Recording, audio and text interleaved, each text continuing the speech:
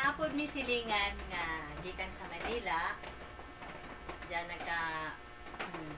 nagka-friend kaming duha kaya moadto siya sa balay namo tapos nag-istoryahay mo og Tagalog. Mao nga makahibaw na ko ng Tagalog.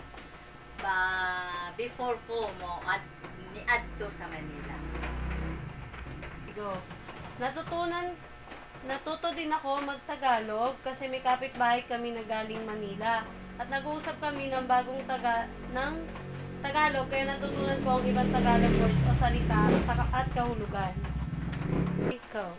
Hangtod na ka-graduate ko kolehiyo, nai-applicable sa ako na trabaho diri sa Maynila. Mao na ni-ari ko diri sa Maynila. Pagpaingon ako diri sa Maynila, ako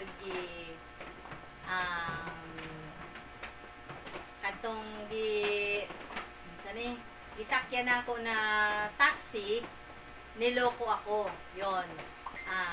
Pero gihatod naman po ako dito sa Las Piñas. Sige. Go. Hanggang sa nakagraduate ako ng college at o kolehiyo at nagpunta ako sa Manila, mas marami ako natutunan na Tagalog words hanggang sa nakasanayan ko ang Tagalog words. Okay, go. Maraming salamat sa pag-share mo ng kwento. Yun lang.